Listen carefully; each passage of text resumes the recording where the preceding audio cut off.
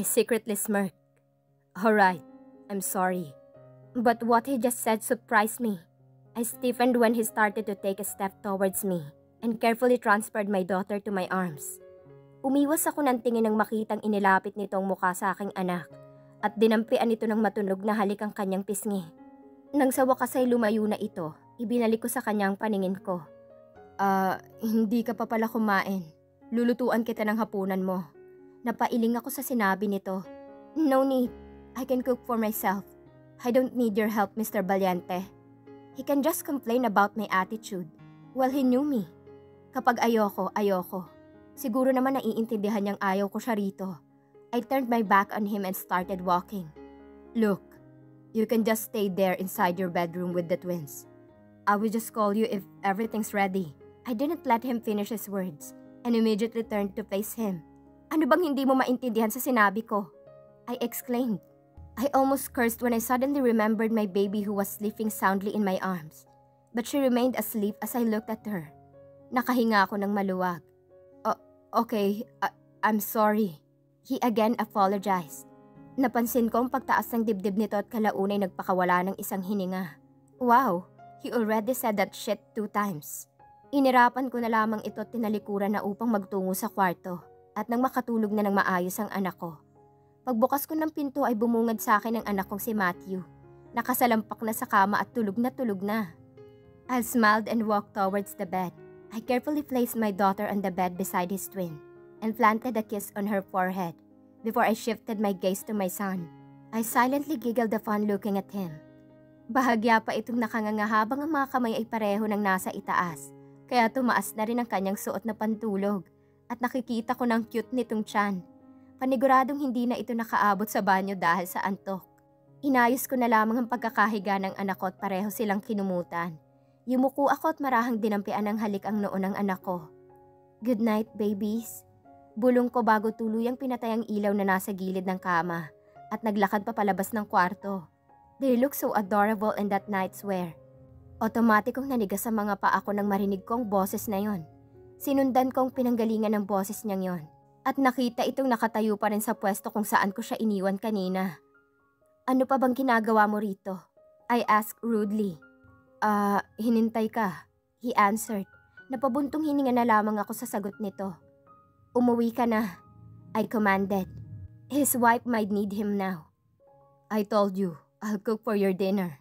I closed my eyes to stop myself from doing something that I might regret. I don't need you. I can cook for myself.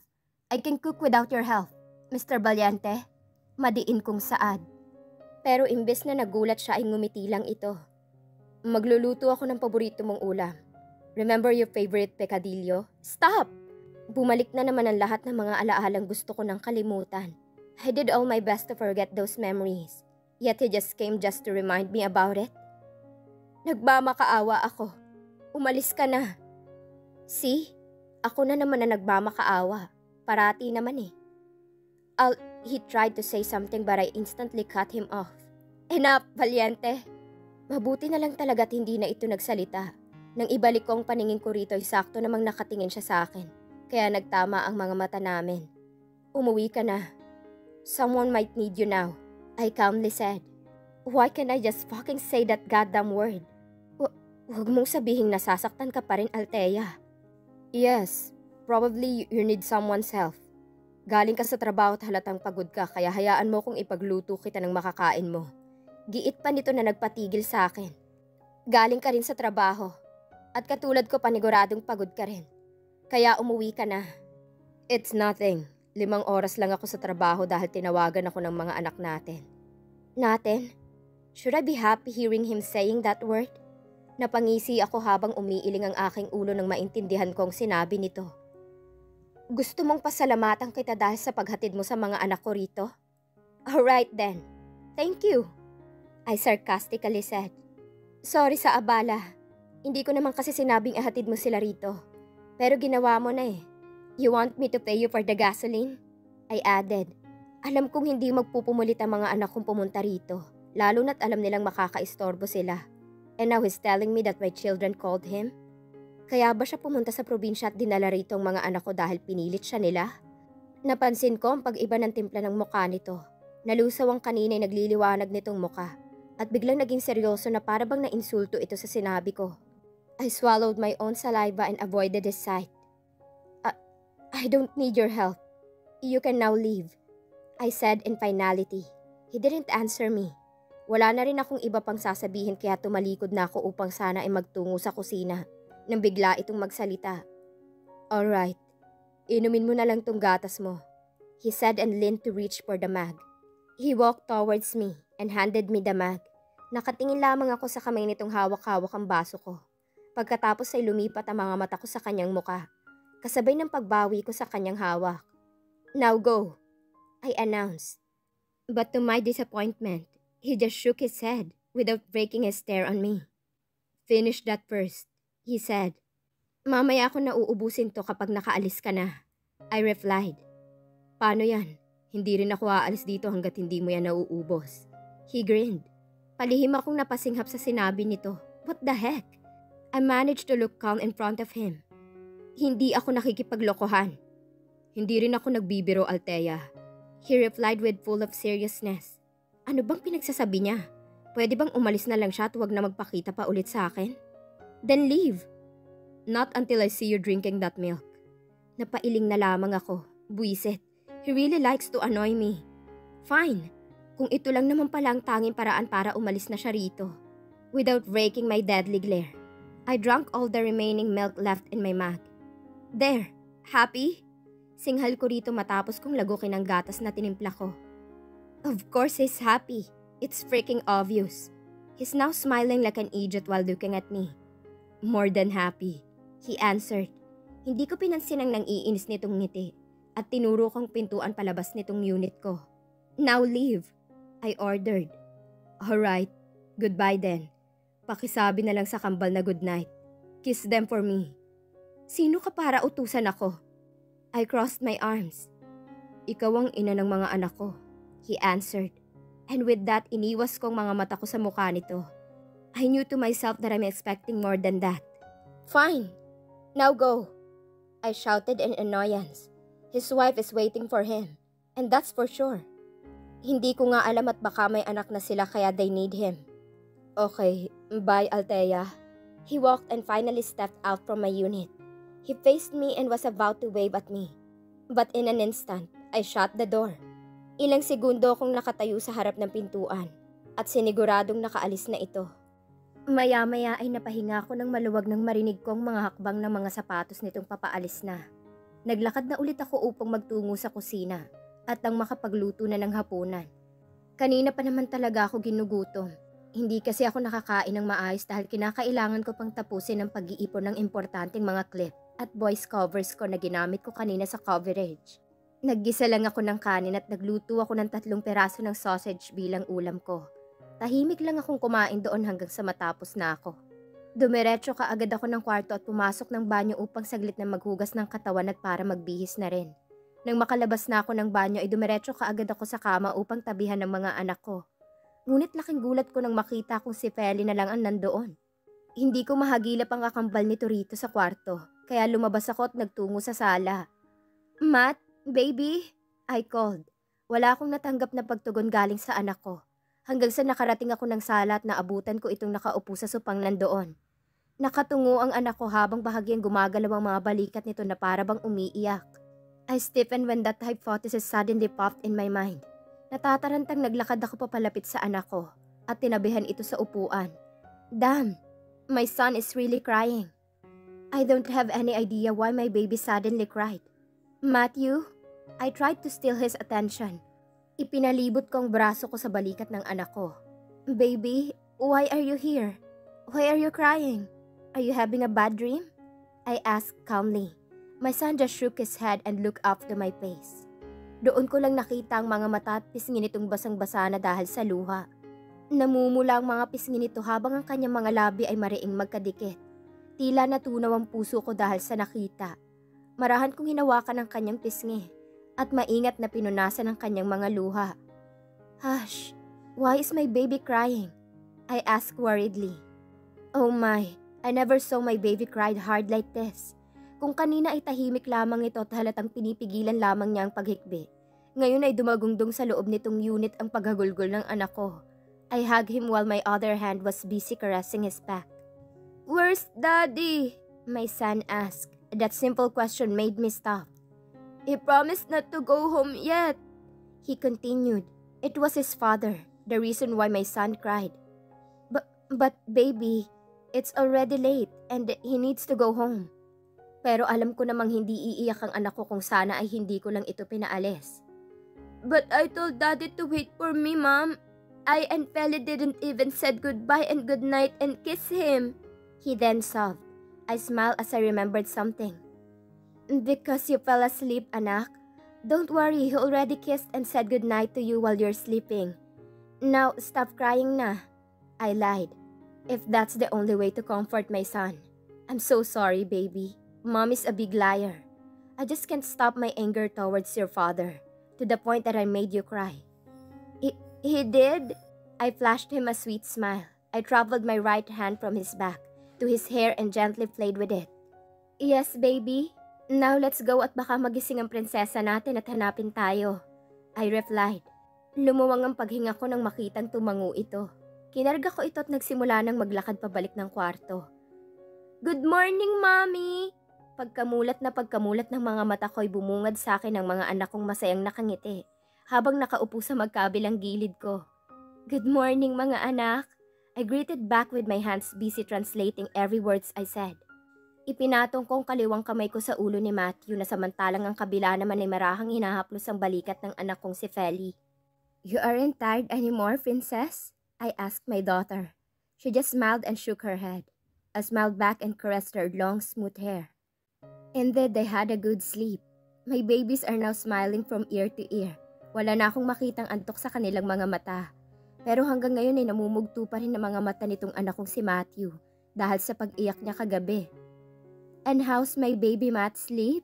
I asked my son. "Good, Mommy. I really like your bed. It is so fluffy unlike ours in the house, and we miss playing with you here inside," my son answered. "Do you want to replace our bed there?" I chuckled. Iniling lang ng anak ko ang kanyang ulo. "No, Mommy. I still love it than this." Totoo naman talagang sinabi ng anak ko. It's far different from our bed. They can jump and play here because of the wide space. Limitado lang kasi ang mga kilos nila kapag nasa bahay. Dahil unang-una hindi ganoon kalakihan ang kwarto namin. May maliit na espasyo sa harap mismo ng aking kama at doon ng bintana. Tapos pintuan na papalabas patungo sa sala. Sa gilid ay ang drawer na lagayan namin ng damit. At sa kaliwa naman ay ang maliit naming cabinet na nasa gilid na katabi ng aming kama. Kaya hindi ito katulad dito na makakatakbo sila dahil sa lawak. "You saw Mommy on TV last day, babies?" I asked. My daughter smilingly nodded for an answer while my son yelled. I smiled. "What do I look like?" I asked. Of course they saw me. Nanay told me that they have no class that day. Kaya sumabay raw ang mga anak ko sa kanilang manood ng telebisyon. At nagkataong nandun ako kaya ang saya raw nila. Napuno nga raw ang bahay ng sigaw ng anak kong si Matthew. Paniguradong masiingay yun kapag nakakapagsalita ang anak kong babae. Hindi tuloy sila maayos na nakapanood ng balita. "You're so very beautiful, Mommy. We even cheered for you. Narinig mo po ba kami?" My son playfully said. I giggled. "Of course, I did, babies." Pagsabay ko na lang sa mga anak ko. Nasa gitna pa kami ng pagkukwentuhan ng mga anak ko nang bigla kong maalala ang cellphone ko. Natulog ako kagabing katabi yun. Baka mamaya ay nahigaan ko yun at nabasag. Otomatikong nilingon ko ang bandang kaliwa ng pwesto ko at pasimpleng pinagpagang higaan upang hanapin ang cellphone ko. Pero wala naman akong makapa. Maski sa kanan ko ay wala rin. Geez, hindi ko rin narinig ang alarm nito. It's already 5:10 in the morning. Pero hindi ko pa rin narinig ang pagtunog nito. Natigil lang ako sa pumamblema na yun nang maramdaman ko ang maliit na kamay ng anak kong si Feli na ngayon ay nakahawak sa aking kanang hita habang marahan itong niyuyugyog. Mabilis kong binalingan ang tingin ng anak ko. Ibinalik ko ang posisyon ko kanina kaya kitang-kita ko na naman ang malapad na ngiti ng mga anak ko. "What is it, baby?" I asked my princess. She just looked down with her lower lip busy playing with her upper tooth. I was about to ask her but then I saw her getting something beside her. Napaluwag ako ng paghinga nang makitang hawak-hawak lang pala ng anak ko ang cellphone ko. Akala ko talaga'y nahulog ko o baka naipit at nasira. Oh, thank you, baby. I really thought I lost it. I smiled while looking at my baby silently reading my hand movements. Maya-maya pa ay kinulbit nito ang kanyang kambal na nasa kanyang harap na para bang gusto niya itong magsalita. Inilipat ko ang mga mata ko kay Matthew na ngayon nakangiting nakatingin sa kanyang kambal. Kalaunay tumangurin at binalingan ako ng tingin. Mommy, can we ask you something? My son asked. Tumango ako. Sure anak, what is it? I asked smiling. Can you call daddy po? My smile faded. Wala sa sariling inayos kong pag-upo ko at inabot ang kamay ni Matthew upang hawakan yon. How should I answer my son? Nagsimula na namang bumilis ang pagtibok ng puso ko. Natatakot ako at baka malungkot sila kapag tatanggi ako. Natatakot din ako at baka pagsisihan ko kung gagawin ko ang gusto nila. I don't have his contact number, anak eh. Ani ko. Unlike last night, walang bahid ng kasinungalingan ng sinabi ko. Uh-oh. My son suddenly blurted and immediately held his twin's right hand that is now holding my thigh. Princess, remember yesterday before we leave our house? Kumunot ang noo ko sa sinabi ng anak ko. Wait, are they planning something? My daughter just nodded without breaking her big smile and slightly kneeled to get something inside her pink upper pajamas pocket. Nakita ko ang isang maliit na papel na hawak ng anak ko. Hindi ko naman alam kung anong meron o nakasulat doon. What's that, anak? I asked. They remained silent. Inilahad ng anak kong bagay na yun sa akin kaya kinuha ko ito. Pero laking gulat ko nang makita ko ang nakasulat doon. It's a number. A contact number. Where did you two get this? I asked. I heard Lola and Daddy talk po last day po, Mommy. Daddy told Lola to call him and he gave his card to Lola. My son paused and pointed the small card I am holding. I swallowed hard. Sa kanya pala to? Call him, Mommy. Matt continued. Baby, Daddy might be busy now. May trabaho siya, di ba? Malambing kong saad sa anak ko. But Mommy, have you forgotten today is Sunday? And you said that Sunday is non-working day except for you who's working on TV. Munti ko nang matampalang noo ko dahil sa taglay na katalinuhan nitong anak ko. I nearly forgot how smart he is. I only said that only once to him and I already forgot that day. Yet he still remembers it. Baby, your daddy and I are just the same. I almost stutter. Kumunot lang ang noo ng anak ko. Po, he is also working on a TV? But why can't we see him po? My son questioned. Oh baby, masyado mo nang pinipigahang utak ni Mommy. He is not working on TV, baby. But just like me, we still work even during Sunday. Saad ko na lang. Oh, pero sabi po ni Daddy sasama po siya sa atin kapag family day po. Now we're on that family day thingy again. I have the side before answering my son. Daddy's probably busy now, anak. I just said. Napansin kong panlulumo ni Matt. Samantalang si Feli naman ay inosenteng nakatingin lamang sa amin. Na para bang pilit niyang binabasa ang pinag-uusapan namin ng kuya niya. But Mom, please call him. Matt pleaded. Inangat ko ang kamay ko at marahang hinaplos ang maliit na braso ng anak ko. Matt, ano ba yung tinuro ni Mommy sa inyo? I reminded. My baby just pouted his lips. 2 M's, he answered. I smiled. What's that 2 M's? I asked. Huwag mamilit at huwag mang istorbo kay nanay, tatay, ate, kuya, and mommy, he answered. And daddy, he continued. And with that, I planted a kiss on his forehead. Pagkatapos ay inilipat ko ang paningin ko sa kambal nitong tahimik lamang sa aming gilid. Katulad lamang kanina, tahimik pa rin itong nakatitig sa amin dalawa ng kambal niya. Nakakunot ang noo nito na para bang pinipilit niya ang kanyang sariling intindihin ng mga pinagsasabi namin sa pamamagitan ng mga galaw ng mga labi namin.